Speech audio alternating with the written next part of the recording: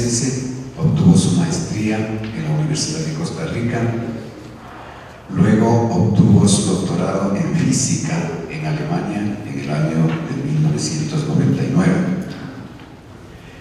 Él trabaja en la misma Universidad de Costa Rica, colaborando como director de la Escuela de Física y también trabaja en el Centro de Investigaciones Espaciales. Démosle la bienvenida al profesor Carboni. Buenos días, muchas gracias. La charla que les voy a dar es relacionada con el campo del caos cuántico, la teoría del caos de la mecánica cuántica. Hay un errorcito sobre el diría que era el 14. Yo la puedo dar el próximo si quieren.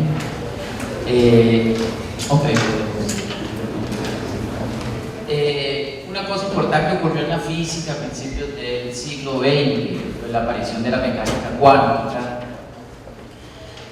Los primeros intentos para tratar de formalizar la teoría cuántica como una teoría formal era tratar de lograr la cuantización de los sistemas clásicos. La mecánica clásica había sido muy estudiada y se trataba de buscar la manera de tratar de cuantizar la mecánica clásica para así lograr una teoría cuántica. Eso lo hizo muy bien Bohr, su teoría de cuantización. Prácticamente lo que hacía era cuantizar lo que se conoce como la acción clásica. Se encontraba que todas las acciones clásicas de los sistemas eran cuantizadas, o sea que no tenían un carácter discreto como en el caso clásico, sino que eran cuantizables. Justamente hay un artículo de Einstein de 1917 en el cual él hace notar que no todos los sistemas clásicos son cuantizables o se pueden cuantizar de acuerdo al modelo que tenía Bohr de cuantización. En esos instantes, poco tiempo después, ya aparece la formulación de la mecánica cuántica tal como la usamos ahora, la de Schrödinger, la de Heisenberg y los demás que contribuyeron, y ese artículo pasó desapercibido, ya que ya teníamos una formulación de la mecánica cuántica completamente diferente a una formulación clásica o que tuviera relación con la mecánica clásica. Ese artículo de Einstein quedó olvidado ahí. Y precisamente más adelante se trataron de encontrar nuevas técnicas de cuantización para los sistemas que Einstein hizo notar, luego ya veremos. Ok, aquí una introducción sobre las manifestaciones de los sistemas clásicos que no se comportan regularmente, lo que llamamos sistemas caóticos, en la mecánica cuántica. Aquí tenemos los espectros de energía del átomo de hidrógeno y del átomo de litio cuando se colocan en un campo eléctrico constante. Ahí están más o menos para valores de números cuánticos cercanos a los 15, N15, N16 para ambos sistemas. Lo que se puede notar para el caso del litio es que las líneas de energía no se cruzan entre ellas, sino que se evitan, se dispersan para campos intensos fuertes, campos eléctricos intensos fuertes. Luego veremos que eso es una manifestación del sistema que clásicamente se comporta en forma no regular o caótica. Otra manifestación que se da de los sistemas clásicos caóticos presentes en la mecánica cuántica es lo relacionado con los niveles de energía. Esto desde la A hasta la H lo que muestra es un átomo simulado al equivalente a un átomo de hidrógeno, solo que se modifica lo que se conoce como el defecto cuántico, que es lo que se utiliza normalmente para corregir los valores de energía para átomos alcalinos o átomos que se comportan como hidrógeno, que tienen un electrón, digamos, en su órbita libre. Todos los que llenan capas de electrones y les queda uno libre, se puede corregir los niveles de energía con una cantidad que se conoce como el defecto cuántico. Ahí se va aumentando el valor crecientemente. Y esta distribución que ustedes ven ahí es lo que se conoce como la distribución de los vecinos más cercanos. Eso lo que mide es qué tan cerca están los niveles de energía de todo el espectro de energía que tiene un átomo, qué tan cerca se encuentran los niveles entre ellos. Entonces, mientras la primera distribución que vemos, arriba a la izquierda, la distribución muestra que los niveles de energía están bastante unidos entre ellos. A medida que yo voy modificando el efecto cuántico, esa cantidad que lo hace como que tuviera una nube de electrones abajo de ese electrón libre, se va corriendo, en el pico se va desplazando y se va desplazando hasta que cambia la distribución a una distribución que tiende a que los estados de energía no estén tan unidos entre ellos. Esa distribución pasa de lo que se llama una distribución de Poisson a una distribución de Wigner. Estos átomos se comportan, si yo hago el cálculo clásico, con forma regular, son integrables en soluciones analíticas, y estos átomos se comportan en forma caótica. Y la otra manifestación, que es la que tiene injerencia con lo que vamos a ver, es los espectros de fotoabsorción de los átomos.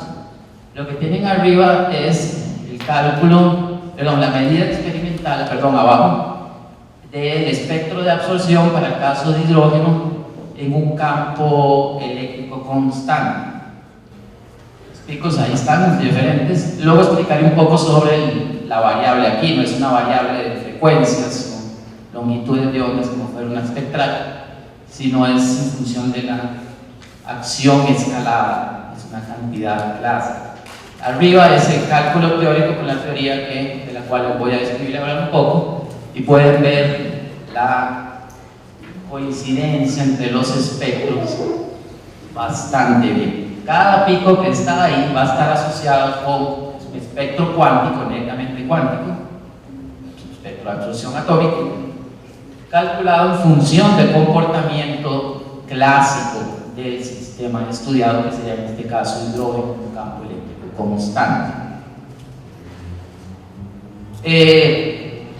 Las ideas de cuantización, una vez que estaba la mecánica cuántica instaurada, siguieron tratándose de hacer. Los sistemas a los que Einstein se refirió en su artículo de 1917 eran precisamente los sistemas que llamamos ahora caóticos. Los sistemas caóticos no son cuantizables, no hay una cuantización o un comportamiento claro cuantizable para sistemas que sean caóticos. En los 50 se hicieron avances en cuantizaciones, estaba la famosa WKB, que se utiliza mucho en teorías semiclásicas para cálculos, y hasta los 70 Martin Goodfield llegó a esa relación que está ahí, que se conoce como la fórmula de la traza. Ella lo que relaciona son la densidad de estados cuánticos, lo cual es un cálculo netamente cuántico, puedo medir experimentalmente en átomos bajo ciertas circunstancias, y del lado derecho lo que tengo es esa densidad de estados cuánticos expresada en función del comportamiento clásico del sistema. O sea, es una expresión que extrae información del comportamiento clásico del sistema, cómo se comporta clásicamente, con las mismas ideas de trayectorias conocidas, asociado con su manifestación cuántica. Esto ocurre lo que se llama en el límite, o esperaría que funcione en el límite de altas energías, lo que se conoce como el tratamiento semiclásico. Lo que manifiesta ahí es que el espectro de energías está modulado por todas las órbitas que ocurran del sistema, todas las que existan, suma sobre todas las órbitas existentes, siempre y cuando éstas sean periódicas. Todas las órbitas periódicas del sistema clásico contribuyen al espectro de energías cuánticas. Y esa modulación está dada por la amplitud, si ustedes ven ahí, inverso de la raíz de un determinante. Ese determinante, esa m, es una matriz, se llama la matriz monodrómica. Lo que hace es medir la estabilidad de las órbitas. Mientras menos estable sea, más pequeño sea el valor de la matriz, y su amplitud o contribución al espectro es mayor. Y las oscilaciones exponencial las da la acción clásica, el cálculo de la acción. Yo cuando tengo una órbita puedo calcular cuánto vale su acción una vez que concluye el giro completo. Ahí hay ejemplos de órbitas clásicas. ¿Qué es lo que hago? Estudio cómo se comporta el sistema. Ese es el caso de órbitas, unas cuantas, infinitas órbitas del sistema de hidrógeno colocado en un campo eléctrico cerca de una placa metálica. Si yo hago el cálculo de cómo se comporta el electrón de ese átomo de hidrógeno bajo el efecto del potencial de Coulomb, el núcleo, el protón, el campo eléctrico externo constante y los efectos de la placa metálica, resuelvo el sistema y me doy cuenta que encuentro órbitas en el movimiento de ese electrón. Hay infinitas órbitas, muchas de ellas no cierran sobre ellas mismas. Son órbitas caóticas que llenan el espacio posible que puedan llenar, pero hay también infinitas órbitas que son periódicas. Ahí hay ejemplos de ellas. Arriba la coordenada Z y aquí la parte radial. Es una proyección de una órbita tridimensional en un plano. Y a partir de esa idea fue muy exitosa para calcular inclusive estados de energía en átomos de alta energía. Se derivó lo que se conoce la expresión de la teoría de la órbita cerrada, que sería el equivalente a la fórmula de la traza para calcular espectros de absorción atómica. Y la idea de la obtención de esa relación es la siguiente. Cuando uno tiene, por ejemplo, el átomo de hidrógeno y lo excita por medio de un láser, genera una onda netamente cuántica, la que representamos ahí cerca del núcleo. Esa es una onda cuántica que se llama coulombiana porque es solamente sometida al potencial de Coulomb, cual tiene una solución exacta cuando resuelvo la ecuación de Schrödinger. Esa órbita se puede enlazar con una órbita semiclásica, que sería básicamente resolver la ecuación de Schrödinger en el límite clásico. Esa órbita se propaga en el espacio. Ya en el punto 2, los campos a los que esté sometido eventualmente puede tomar el electrón y llevarlo nuevamente a la región cercana al núcleo. Ahí vemos en el punto 3 que eventualmente, si llega cerca del núcleo, puede sufrir dispersión por el núcleo y volver nuevamente a salir ese electrón.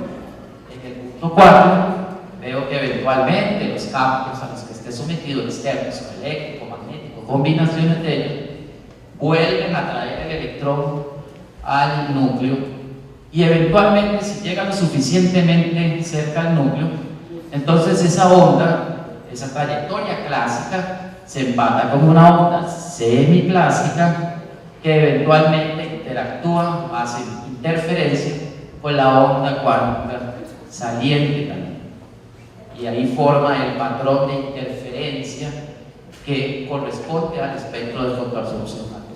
Entonces, una combinación cerca del núcleo de comportamiento netamente cuántico con trayectorias clásicas lejano del núcleo. Si eventualmente no llega lo suficientemente cerca al núcleo, pues continúa haciendo los pasos 2, 3 y 4 indefinidamente hasta que eventualmente llega al núcleo. Entonces con eso puedo generar órbitas muy cortas u órbitas más largas. Cuando uno hace todo el cálculo, obtiene lo que se llama la ecuación de la teoría de la órbita. Esa es la expresión final para el caso particular, el cual no tiene mucho sentido detallar. Depende de las condiciones iniciales de la órbita. Estos son los armónicos esféricos y contenido aquí contiene, a los armónicos esféricos integrales que dependen de la parte radial. Ustedes ven, dependen de las condiciones iniciales de la órbita, el ángulo simultáneo polar de salida de la órbita y el ángulo final de entrada simultáneo polar de la órbita. La amplitud, nuevamente, pues la estabilidad de la órbita, que tan estable sea, ahí se manifestará en la amplitud de la contribución al espectro de absorción, y la acción corresponde a la frecuencia, la acción clásica de cada órbita. ¿Okay? Para obtener el espectro a partir de la razón de absorción, uno lo que hace es una transformada. Pero como les decía, uno no hace la transformada en función del tiempo, ya que las órbitas tienen asociado a la acción, hay asociado el tiempo de duración de la órbita, es decir, en periodos o órbitas periódicas, sino que lo hace en función de los parámetros escalados, lo que se llama. Es decir, define una cantidad asociada al campo magnético, en nuestro caso, al que va a someter al átomo, ese factor beta, y puede escalar las cantidades como la acción y la matriz de estabilidad y hace una transformada en función de ese parámetro escalado. Entonces lo que define es lo que se llama un espectro escalado. Eso quiere decir, en el proceso experimental lo que hace es no dejar el campo eléctrico fijo, ni el campo magnético fijo, ni la energía fija, sino que va modificando todos a la vez, manteniendo una de ellas, cualquiera de las cantidades escogidas como constante. Y esa es la manera en que puede encontrar una relación directa entre el sistema clásico y el sistema cuántico por medio de un espectro de ese tipo escalado. Para nuestro caso particular, lo que estudiamos fue el hidrógeno sometidos a campos eléctricos y magnéticos, campo eléctrico, campo magnético, perpendiculares entre sí. Lo que hacemos es tomar el campo magnético en la dirección del eje Z, el campo eléctrico en la dirección del eje X positivo, y sometemos a ese electrón a una excitación y vemos el espectro de absorción de ese átomo en presencia de esos campos. Si yo quiero obtener la información del espectro de absorción de manera teórica, necesito saber o obtener todas las órbitas clásicas que tenga ese sistema sometido a los campos cruzados. Este es el hamiltoniano correspondiente para ese caso. Yo me voy a referir a sistemas tridimensionales, es decir, las órbitas se generan en el espacio tridimensional. Sin embargo, uno puede reducir el problema para analizarlo más fácil a las órbitas planas. La mayoría de las órbitas que contribuyen, sin embargo, son planas, o sea, relegadas al movimiento del electrón al plano perpendicular al campo magnético. Este hamiltoniano ya está reducido para el caso de órbitas planas. Desde la energía cinética, la parte del potencial de Coulomb, el momento angular en Z, la componente radial, este ρ es la parte radial en el plano perpendicular al campo, y la contribución del campo eléctrico. Entonces aparece la energía del átomo y el campo eléctrico. No aparece el campo magnético. ¿Por qué? Son tres parámetros: campo eléctrico, campo magnético y energía. Porque este hamiltoniano se puede escalar, como ven, tiene pestañas ahí, porque todas las cantidades están escaladas en función del campo magnético. O sea, si yo redefino la posición como el campo magnético a la 2/3 por la posición, redefino el momento por etcétera, etcétera, con todas las cantidades, puedo obtener un hamiltoniano escalado. O sea, se puede escalar y ya no depende del campo magnético. O sea, bajo de 3 variables a 2 variables al definir un hamiltoniano escalado en función del campo magnético. Una cosa importante que tiene este sistema, si yo trato de resolver eso, tiene un comportamiento regular o no regular dependiendo de las energías del átomo, y eso se debe precisamente a que la simetría, digamos, si no existiera un campo eléctrico, hay simetría cilíndrica. La presencia de un campo eléctrico a lo largo de un eje rompe la simetría cilíndrica. Si lo quiero ver, es una competencia entre los efectos de los campos con simetría lineal y con simetría cilíndrica. El campo magnético tiende a ser orbital en el plano perpendicular al electrón, mientras que el campo magnético tiende a mover a lo largo del eje. Esa competencia de fuerzas produce que el sistema ya no se comporte de una manera simple o sencilla.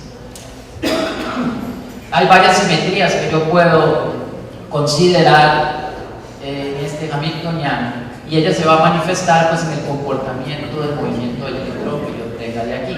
Varias de las simetrías aquí están mostradas en función dimensión, todas estas transformaciones que ven aquí, se manifiestan en este Hamiltoniano. Tal vez ahorita las comento un poco más cuando vean. Esto claramente se va a manifestar en las órbitas que tenga como resultado del movimiento asociado a este Hamiltoniano. Entonces tal vez ahora más adelante en las órbitas se vuelve a esas simetrías. Una manera de estudiar el comportamiento de del átomo bajo los campos cruzados es analizando lo que se conoce como la sección de Poincaré, que es como un corte al espacio de fase. Cuando yo reduzco el problema a órbitas planas, necesito describirlo por medio de dos coordenadas, X y Y, y necesito dos cantidades de momento. Serían cuatro, es un espacio de fase de 4 dimensiones. No lo puedo observar, sin embargo hay un método que creó Poincaré a principios del siglo XX para estudiar sistemas dinámicos en el cual uno puede hacer un corte del espacio de fase y observar el comportamiento de lo que ocurre en ese espacio de fase del sistema, y toda la información del sistema, de su movimiento, está contenido en ese corte del espacio de fase. Aquí está ese corte hecho para ese electrón del átomo de hidrógeno cuando se coloca un campo eléctrico y magnético perpendiculares. Aquí en las coordenadas no son PX y UX o PY y UY, porque hay que hacer una transformación de ese Hamiltoniano que vieron, porque es singular, es una singularidad por el potencial de Coulomb 1 sobre R. Entonces hay que hacer una transformación de coordenadas para eliminar esa singularidad, coordenadas que se llaman de Gustav-Einstein.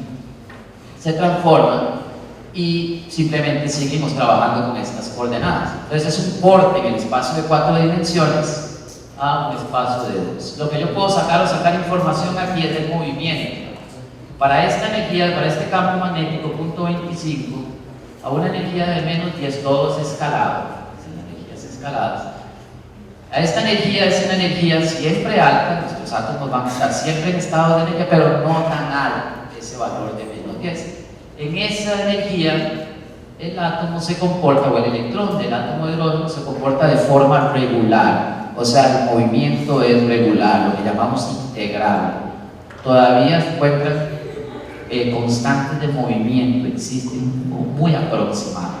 Esos puntos que ven ahí están asociados a órbitas circulares. Si yo eliminara los campos, el campo eléctrico, perdón, solo lo dejo bajo el efecto del electrón del campo magnético, el movimiento estará dado por dos órbitas fundamentales: un movimiento del electrón en forma horaria y el movimiento del electrón en forma antihoraria. Y eso es todo. Y hay una familia de órbitas que se derivan a partir de esas dos órbitas principales. Todas esas órbitas están manifestadas, están asociadas, todas las que giran en un lado y las que giran para el otro. En este caso, el campo eléctrico lo que hace es que rompe la simetría. Miren que ahí se pasa del cero.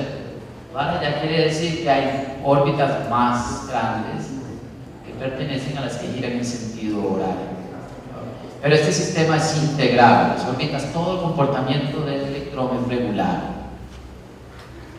Cuando yo subo la energía y subo la energía y subo la energía, empiezo a subir, ya empieza a aparecer el movimiento caótico o irregular o no integrable del sistema.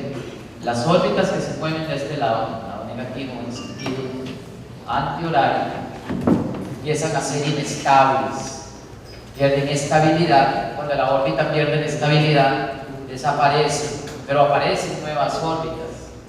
Esas dos nuevas órbitas que aparecen aquí estables son órbitas derivadas a partir de esa circular que giraba en esta dirección. El resto del movimiento que yo veo aquí es movimiento caótico, es decir, que el electrón no sigue una trayectoria definida, sino que llena el espacio de fase posible que puede encontrar. Aquí hay otras órbitas que aparecen. Esta energía es exactamente lo que se conoce como la energía del punto de ensilladura de Stark, que es la energía en la cual el átomo de hidrógeno para un campo eléctrico empieza a ionizar. Ya empieza a ionizarse el electrón, a arrancarse del núcleo. Sin embargo, aquí todavía permanece unido al núcleo por la presencia del campo magnético. Si yo comparo esta imagen con la anterior, el espacio que ocupa la anterior es como una región aquí. Llegaba de punto menos punto 3 a punto 3. La misma escala, la anterior se vería como de este tamaño. O sea que el espacio de fase ha crecido porque la energía es mucho mayor, el electrón se desplaza más lejos del núcleo en general. Con las secciones de Poincaré yo puedo tener una idea de comportamiento y puedo seguir precisamente cómo el sistema evoluciona de ser regular, integrable o lineal, evoluciona a ser un sistema caótico, o integrable o irregular. Precisamente como este proceso que ocurre, que una órbita se hace inestable y desaparece, se convierte o aparece en nuevas órbitas, eso está relacionado con la evolución de las órbitas. Lo que vamos a tratar de hacer es encontrar una forma de cómo las órbitas, cuando se hacen inestables, desaparecen y evolucionan y aparecen nuevas órbitas. Ok, las simetrías se manifiestan en las órbitas. Aquellas simetrías que aparecen en el hamiltoniano también se manifiestan en las órbitas que se obtienen como resultado del comportamiento del movimiento del electrón. Ahí se pueden básicamente asociar, de acuerdo al ángulo de entrada, el ángulo de salida, el ángulo de entrada, el ángulo de salida, el segmental y polar del electrón. Esta es pues la identidad, nada se modifica. Esto es una reflexión con respecto al plano XY, para que haya simetría con respecto al que hacer esta modificación en los ángulos. Esto es la combinación de una inversión temporal, es decir, que puedo recorrer la órbita en una dirección o en la otra, eso existe, simetría temporal. Esta es una reflexión con respecto al plano XZ, y el producto de la inversión temporal es la simetría XZ.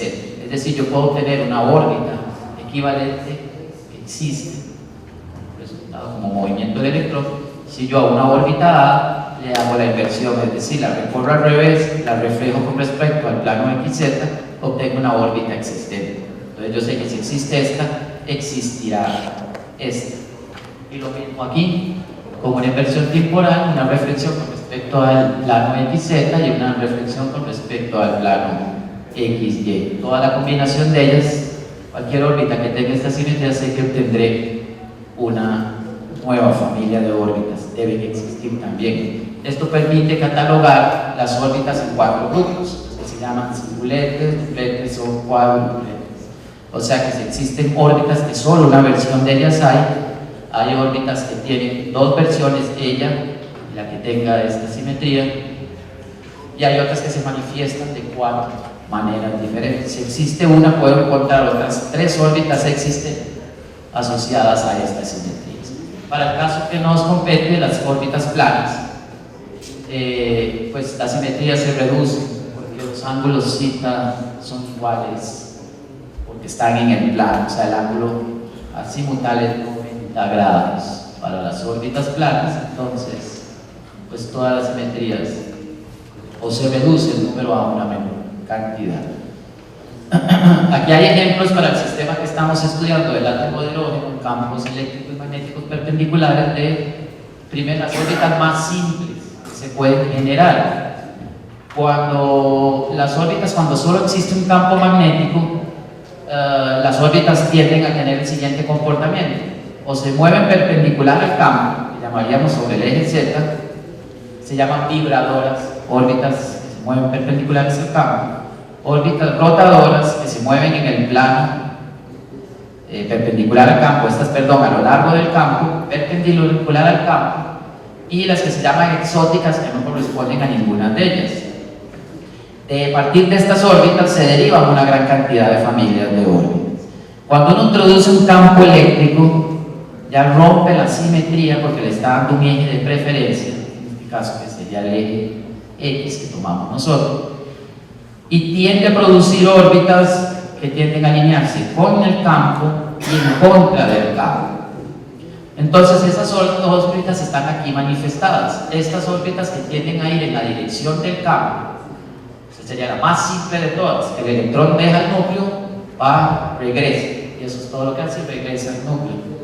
Una que va, hace una órbita, da una vuelta alrededor del núcleo y regresa nuevamente al núcleo, y así sucesivamente, de 2 giros, de 3 giros, ahí. Estas se le llaman usualmente las órbitas U, como ápios que van en dirección del campo eléctrico. El campo eléctrico va para allá. Y estas órbitas hacen algo equivalente, pero en la dirección opuesta al campo eléctrico. Entonces se llaman órbitas downhill.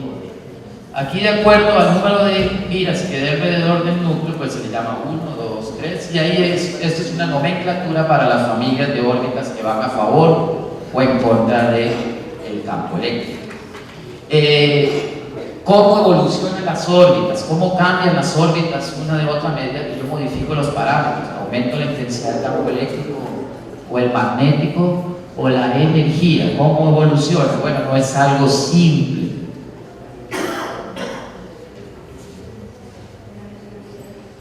Este es un ejemplo de para un cierto número de órbitas, cómo evoluciona a medida que yo cambio el campo eléctrico, y este es cuál es el ángulo inicial que me genera la órbita. Si yo persigo una de estas líneas, sería cómo va evolucionando una de esas órbitas a lo largo a medida que yo cambio, por ejemplo, la energía. Para generar esta órbita, por ejemplo, a esta energía se genera lanzando la electrón a este ángulo inicial. Si yo modifico la energía, pues un nuevo ángulo es lo que me dará esa órbita. Y así sucesivamente, a medida que yo voy modificando la energía, para generar esa órbita necesito que el electrón salga a un ángulo diferente. ¿Okay? Si yo analizo, esto tiene un límite de acción clásica hasta 4 valores escalados, unidades específicas asociadas al sistema. Si yo siguiera, pues siguen apareciendo más combinaciones de órbitas y va llenando el espacio. O sea que hay una gran complejidad en la evolución de las órbitas a medida que se va modificando. Por ejemplo, en casos usuales esto se considera que la órbita, 2 órbitas vienen aquí, una por aquí y una por aquí, y desaparecen y se unen y desaparecen. En el caso de aquí arriba, más bien lo que se tiene es que se genera a partir de este punto 2 órbitas y se separan 2 nuevas órbitas. Si yo considero realmente esto como una sola órbita, pues no hablo de que la órbita, 2 órbitas se unen y desaparecen, o que una órbita genera 2 nuevas órbitas, sino que es el comportamiento de una misma órbita que lo que hace es evolucionar o modificarse. Es de esperar que a medida que yo modifico la energía cambia el ángulo inicial de la órbita, pero además cambia su forma. Hay algo que me va a permitir a mí clasificar a la órbita como una misma, es decir, que la misma órbita que simplemente está evolucionando a medida que yo modifico la energía. Esto es un ejemplo de una porción de lo que vieron antes para mostrar simplemente cómo va evolucionando. Por ejemplo, esta órbita de esta, la de 5, ¿verdad? Esta órbita lo que hace es girar 5 veces alrededor del núcleo. Esa órbita se va modificando a medida que varía la energía, y ven que la órbita va variando. Esto es una órbita simétrica, si ven, es simétrica con respecto a la línea del eje X, es esa simetría. A medida que yo modifico la energía, la voy aumentando, menos negativa, la órbita va cambiando de forma, pero se mantiene siempre simétrica. Cuando exactamente corta el valor del ángulo de 0 grados, aquí, esa órbita genera 2 nuevas órbitas, esta y esta, ellas están justo las 3 en ese punto. Aquí aparecen 2 nuevas órbitas antisimétricas asociadas a esa órbita, ¿ven que son? Aquí en la forma 5, es decir, es prácticamente ligeramente deformada. Se rompe la simetría y esta órbita se ve que tiene simetría con respecto a esto, con respecto al eje X. Esta si la invierto con respecto, la hago girar respecto al eje X, me genera esta. Esas 2 órbitas siguen ahí apareciendo y continúan, a la vez que continúa existiendo la órbita que la generó. Entonces la órbita esta sigue, se mantiene simétrica y va cambiando. Vean esta energía más abajo, energía más alta, es esta misma órbita, simplemente que ha ido evolucionando, cambiando su forma. Las simétricas también van cambiando. Aquí va aquí, esta, y la otra viene y se viene aquí, es esta. Nuevamente, a cierta energía se vuelven a hacer, siempre se mantiene una antisimétrica de la otra. ¿Qué ocurre? Hay 2 puntos importantes, aquí y aquí. ¿Qué ocurre? Cuando esas órbitas asimétricas son interceptadas por otro par de órbitas, parece que andan por ahí también, que existen. Estas órbitas de aquí, esta y esta, también coexisten a esas energías ahí. Pero ocurre una cosa, llega el momento a cierta energía en que las tres nacen al mismo ángulo y me doy cuenta que la órbita asimétrica en ese punto se hace simétrica, nunca lo ha sido, simétrica. Se hace simétrica y se puede ver como constituida por la unión de las dos órbitas que vienen de ahí. Exactamente esta más esta me genera esta órbita. La otra órbita antisimétrica le ocurre lo mismo a la misma energía. Aquí es interceptada por otras dos órbitas y la puedo visualizar como constituida por la suma de dos órbitas. Esta tiene esto dos veces, esto que ven aquí aparece dos veces. Entonces se hace simétrica y se puede ver como constituida cada una de ellas por la suma de otras dos. Una vez que continúa subiendo la energía, pues se vuelve a ser antisimétrica y las otras continúan evolucionando, deformándose entre ellas. Esta casi no cambia, se mantiene eternamente así. Lo que hace es hacerse más ancho, menos ancho, pero no cambia su topología. Lo que hace uno es considerar que esta órbita y esta órbita que coexisten a la misma energía son la misma órbita, simplemente que tienen diferentes manifestaciones. Las tienen tres giros alrededor del núcleo y simplemente coexisten a la misma energía, pero son tres manifestaciones o fases de la misma órbita. Ok, con lo que queremos relacionar nosotros ocurre una cosa. Ok, lo que ocurre es lo siguiente: nuestra relación, como ustedes recuerdan, la amplitud de la contribución que da cada órbita al espectro cuántico de energía depende de la estabilidad de las órbitas. Cada vez que ustedes veían que aparecía una órbita y se generaba, ahí la órbita que la genera se hace en estabilidad muy baja, se hace altamente inestable, y esa matriz que mide la estabilidad tiende a cero y la amplitud se hace infinita.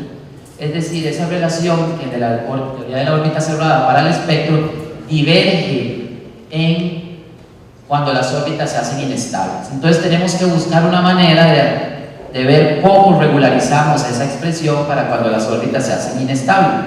Y una manera de hacerlo es sabiendo cómo ocurre esa evolución. Si yo logro encontrar cómo ocurre la evolución de las órbitas, lo cual es altamente complejo, puedo encontrar una forma de regularizar esa expresión. Y es ahí donde se manifiesta la parte de las catástrofes. Rápidamente, las catástrofes lo que miden es analizan son los puntos singulares degenerados de un sistema. O sea, los puntos donde un sistema potencial, una función potencial, polinomio, se hace inestable. ¿En qué punto se hace inestable? Entonces, rápidamente yo parto de una función potencial y genero lo que se llama la superficie de equilibrio. Se calcula como el gradiente, en nuestro caso, en una dimensión, pues, con la derivada con respecto a la variable, que sea igual a cero, y eso me genera un espacio, una superficie, digamos. A partir de esta puedo calcular lo que se llama el conjunto de singularidad, que es las segundas derivadas, se llama la hessiana o la matriz hessiana, el hessiano es el determinante. Son las segundas derivadas, básicamente me dicen cuando los puntos singulares son degenerados, es decir, que corresponden a máximo número. Y eso genera una superficie particular. A partir de ello yo puedo encontrar lo que se llama el conjunto de bifurcación, que es básicamente proyectar este espacio de singularidad en lo que se llama las variables de control. La función potencial está constituida por dos tipos de variables: variables internas y variables de control. Pasémoslas tal vez para ver si, por ejemplo, hay 7 catástrofes elementales para una sola variable. El potencial depende de la variable x. Entonces, cuando el polinomio es de orden 5, depende de 3 parámetros. Esto se puede demostrar que es general, se escrito sin el término de cuarto orden y aquí falta un parámetro. Depende de 3 parámetros. El espacio de control son las variables u, v, w, y el espacio de estado, la variable x. Aquí está la derivada, igual igualada a 0 me da el espacio de estabilidad, y el siguiente, el de la hertziana, sería la derivada de esto. Si yo elimino la variable x entre estas dos, obtengo lo que se llama el conjunto de bifurcación. El conjunto de bifurcación está representado aquí. Estas son las variables u, v y w, y la superficie que generan. Esto se llama la catástrofe de cola de golondrina. Si ustedes ven, la superficie que genera tiene esta forma particular ahí, cuya proyección yo puedo ver ahí. Hay otras dos catástrofes fundamentales más de grado menor, que son la de cuarto orden, que se llama la cúspide, y la de tercer orden, que se llama de pliegue. Esta es la variable de cúspide, este es el conjunto de bifurcación para la variable, para la catástrofe de cúspide.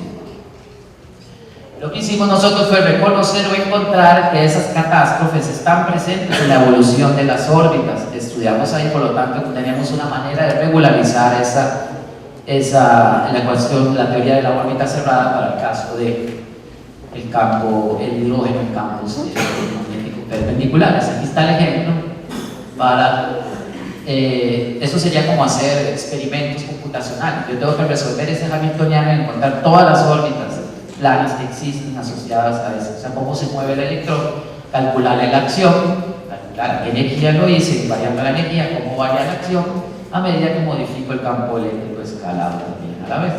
Cuando yo hago eso, pues encuentro que se comporta exactamente como una catástrofe, la evolución de cierta órbita, particularmente una escogida y la de 3 para este valor de campo fijo. Para estos 3 valores de campo, hay 3 curvas,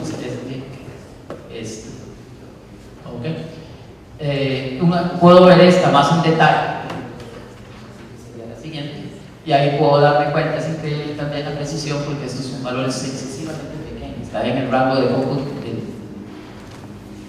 incertidumbre del cálculo del computador, y está bastante bien ahí la manifestación de esa catástrofe en la evolución de la órbita.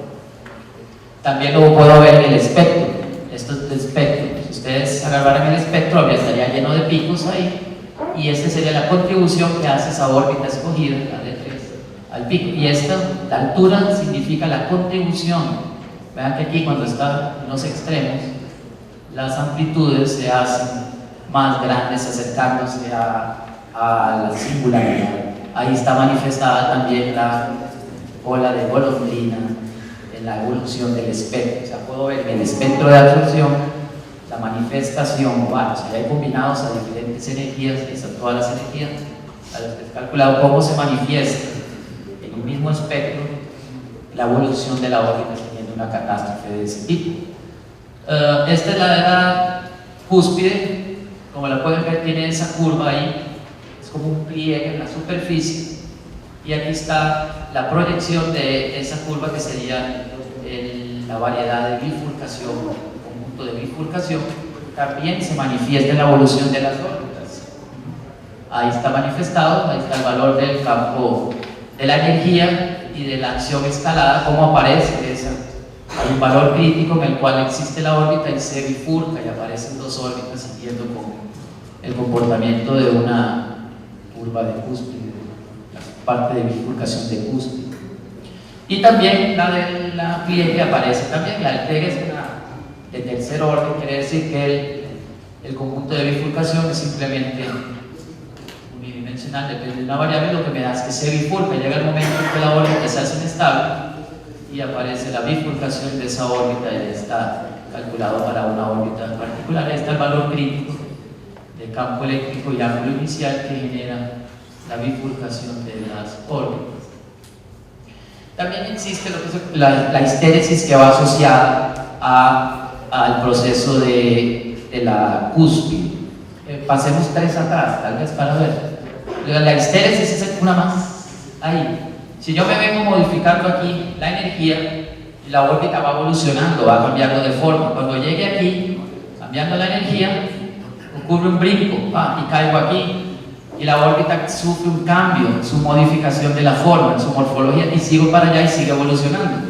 Si yo me vengo ahora al revés, variando la energía para acá, la órbita, la forma de la órbita va cambiando regularmente. Cuando llego aquí, sufre un cambio en la forma y veo una discontinuidad. Hay formas de la órbita que yo no puedo alcanzar, todas las que están aquí, ni por aquí, ni por aquí, puedo acceder a ellas.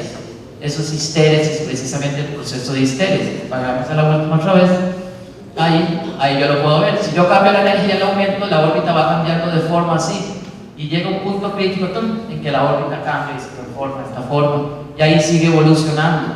Si yo ahora vengo y varío la energía para allá, la órbita va evolucionando igual que antes, pero aparecen órbitas que antes no existían, la forma que no existía, y más bien sufre un cambio, brinca y vuelve a llegar a este estado y sigue evolucionando.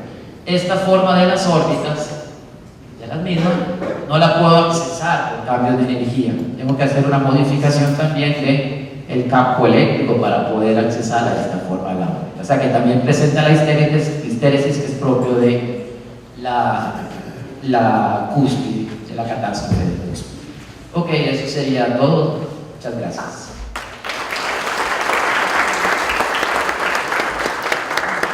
Gracias, Rodrigo, por su presentación, y creo que tal vez un par de minutitos, porque andamos muy bien con el tiempo, si es que alguno de los asistentes tiene alguna pregunta.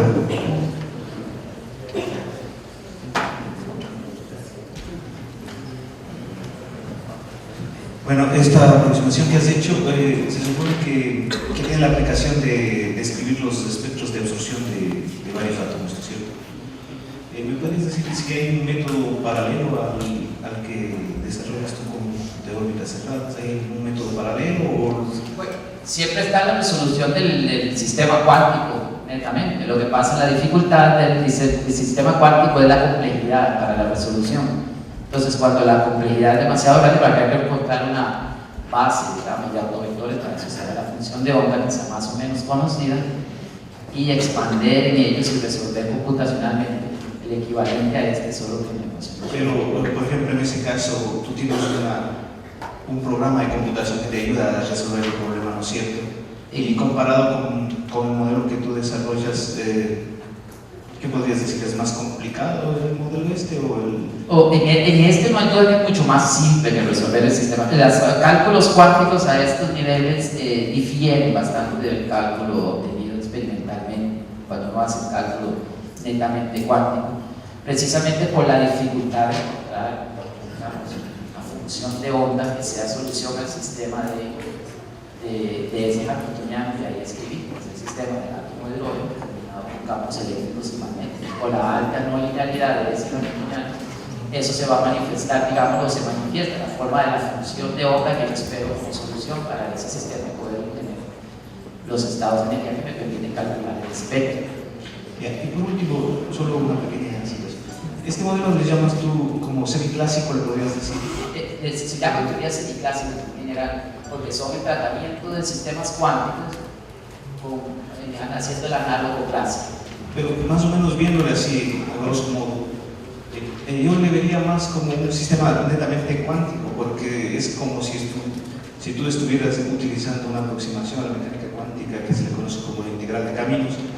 Entonces tú estás haciendo, en vez de la integral de caminos, estás haciendo una integración, pero en las órbitas permitidas para los Sí, porque básicamente pues estas teorías desde la fórmula de la traza se basan en integrar de trayectoria. Entonces lo que hacen es, en lugar de considerar todas las posibles trayectorias, como en el caso clásico, o la cuántica, que es pues agarra las órbitas vecinas, todas las directas y las más cercanas. Entonces, formalmente es basado netamente de un sistema cuántico, pero en el momento que yo ya quedo con el sistema expresado en función de algo clásico, como algo que no existe en la mecánica cuántica, que son trayectorias del electrón, es ahí donde se asocia también, está con el equipo, digamos así. Gracias. Bueno, muchas gracias.